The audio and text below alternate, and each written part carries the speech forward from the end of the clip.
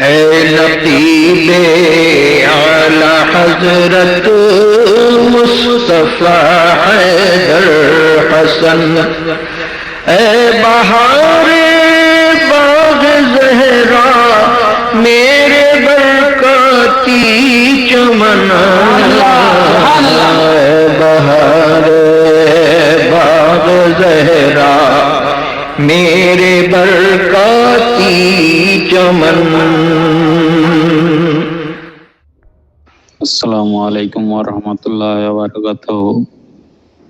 হুজুরদের কাছে একটু জানবার বিষয় যে হিন্দু বাড়িতে কেউ মারা গেলে 9 দিন 10 দিনের মাথায় ওরা খাওয়া দাওয়া করায় লোককে, তো সেই বাড়ির খাবার খাওয়া যাবে কি? যদি কোনো হিন্দু কোনো মুসলিমকে দাওয়াত করে খাওয়ার জন্য,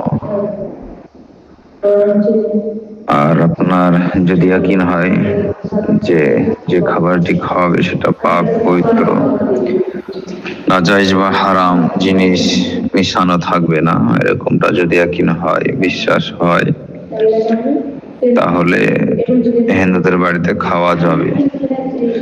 তবে মনে রাখতে হবে হিন্দুদের বাড়িতে গোশত খাওয়া যাবে না, চাহে গরুর হোক, চাহে মহিষের হোক, চাহে ছাগলের হোক, মুরগির হোক, তাদের জবাহকৃত গোশত খাওয়া যাবে না।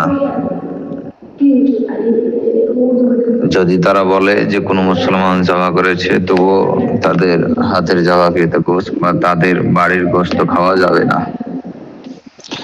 তাছাড়া যদি হালাল খাদ্য হয়, আপনার যদি ইয়াকিন থাকে, বিশ্বাস থাকে যে না হালাল খাবার খাওয়াবে, তাহলে খেতে পারেন। হুজুর আলা হযরত রাদিয়াল্লাহু তাআলা আনহু তিনি বলেছেন, বেঁচে থাকা উত্তম, না খাওয়াটাই ভালো। ওয়ালাইকুম আসসালাম ওয়া রাহমাতুল্লাহি তাআলা ওয়া বারাকাতুহু। হুজুর তাজুশ শরিয়া রাদিয়াল্লাহু তাআলা আনহু ফাতওয়া তাজুশ শরিয়াতে বলেছেন, তৃতীয় খণ্ড 251 পৃষ্ঠায়, যে জানাজার নামাজ হাকিকাতে এটা জানাজা নামাজ নয়, এটা দোয়া। সে কারণে 5 ওয়াক্ত নামাজ আমরা পড়ি, সেগুলোতে যে আরকান রয়েছে জানাজার নামাজে নেই। তো জানাজার নামাজ একটি দোয়া, এটা হাকিকাতে নামাজ নয়। ওয়ালাইকুম আসসালাম ওয়া রাহমাতুল্লাহি তাআলা ওয়া বারাকাতুহু।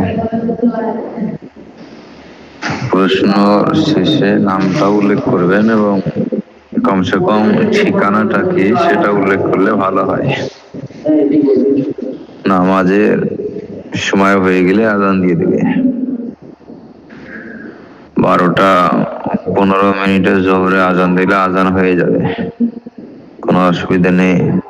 কিন্তু এই আজানটা কোথাকার জন্য সেটা তো উল্লেখ করতে হবে।